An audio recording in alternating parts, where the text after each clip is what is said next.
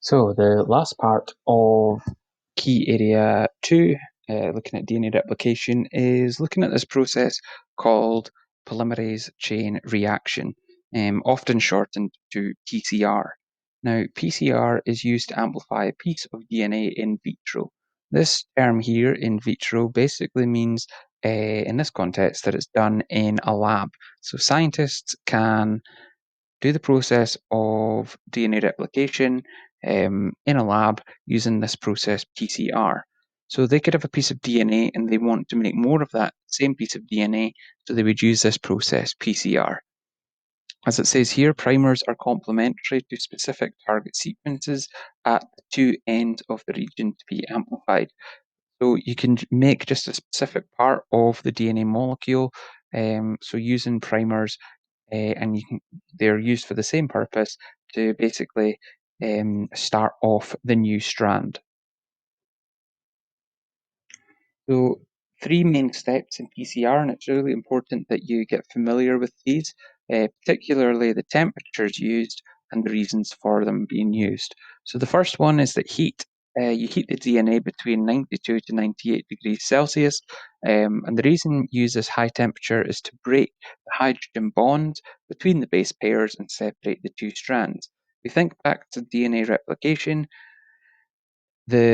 One of the first things that happens is that the weak hydrogen bonds between the base pairs are broken so that the DNA strands can separate. So we are just controlling this and doing it ourselves as scientists, so we heat it up in order for that process to begin.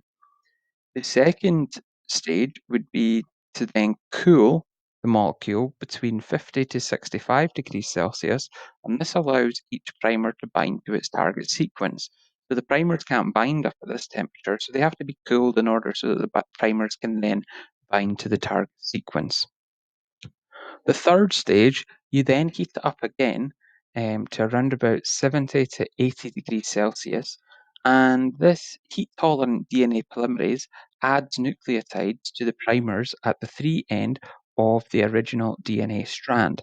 So DNA polymerase, again, is doing a similar job as it does in DNA replication.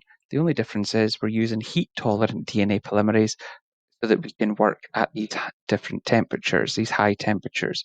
And now it's heated up between 70 to 80 degrees Celsius, as this is the optimum temperature for these enzymes to work.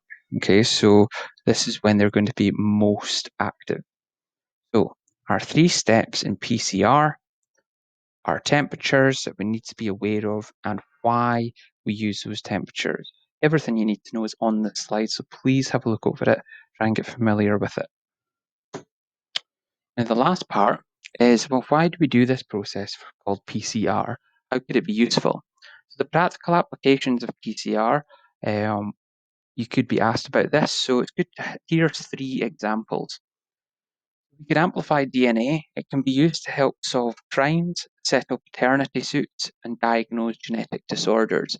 Basically, imagine you're a forensic scientist at a crime scene, you find some DNA, and you want to run some tests on that DNA, but because you only have one piece or one little bit of DNA, you couldn't run all the tests on that. It's very valuable to the crime, to working out who's committed the crime.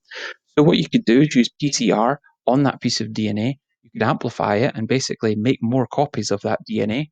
And so then you could run your tests on all those copies. So it can be a really useful process.